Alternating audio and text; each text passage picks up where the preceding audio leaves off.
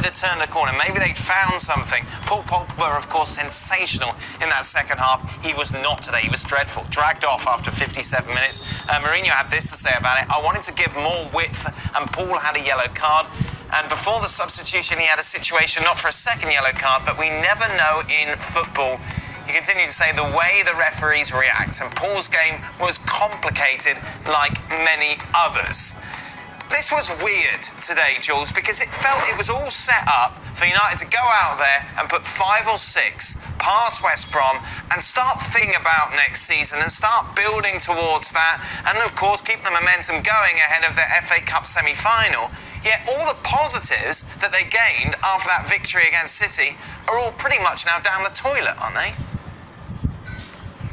Yeah, it was weird. It was very disappointing the way they played. They just had no creativity, no idea. It looked like they didn't really fancy it, and they were in the end punished and handed the title back to City. Really, after what they did last week at the Etihad, should have never been that way. I mean, Pogba being the scapegoat again. But Jules, that's not quite right, is it? Obviously, Paul Pogba is the one who's going to be getting the attention because he was subbed off. But he was deservedly subbed off. He could have been sent off. And we talk about momentum, and he just didn't find it. He was missing. Paul Pogba was missing once again against West Brom.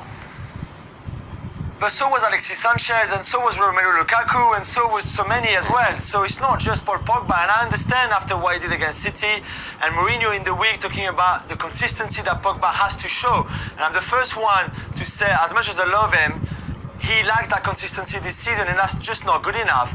But I thought today, I was not convinced by the substitution at all. I think Mourinho could have subbed everyone at half-time, to be fair, because it was so poor from United. It was really poor, and just Pogba paid the price. So, sorry, just one last point. Why Pogba?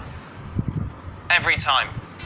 I still don't think everything is sorted between them two. I know they were best friends last week after what happened at the Etihad, and that, Jose spoke quite highly of him after the game. Obviously, he had to, really, but I still don't think it's all sorted between them. I think there's still tensions.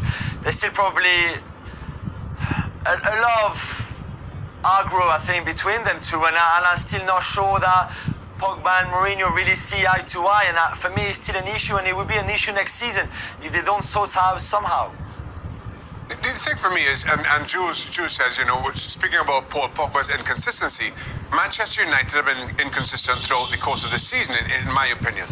When you think back to Manchester United's first 7 games of the season, where they simply blew everybody out of the water, and then they go and lose at home to Huddersfield, I think it was, and then you see Mourinho go back into his comfort zone and do the things that he knows how to do well, which is just grind out results. But they just beat City 3-2. Yes, but again, all of a sudden you see the exciting, and then you follow up with what, in my opinion, rather ridiculous. Another difference between this game against West Brom and City, for me, is one of motivation. And I put this down to the players. You're motivated against City, and people spoke about Jose Mourinho's halftime team talk, about not being the party clowns on the day. And then all of a sudden, you're faced with a West Brom. You're going to finish second. Liverpool aren't going to catch you. You aren't catching Manchester City. Your season is now coming down to what happens in the FA Cup. And it's hard for the players to get motivated in that instance. So for once, and as critical as I've been of Jose Mourinho, of Manchester United, and everybody associated, for once I could understand the lack of motivation against West Brom. I don't agree at all with Jack. I think it's all down to professionalism. Now, who gets the team ready? The coach gets the team ready. He's got to warn them about the pitfalls. It's West Bromwich Albion that are coming into town. They're useless.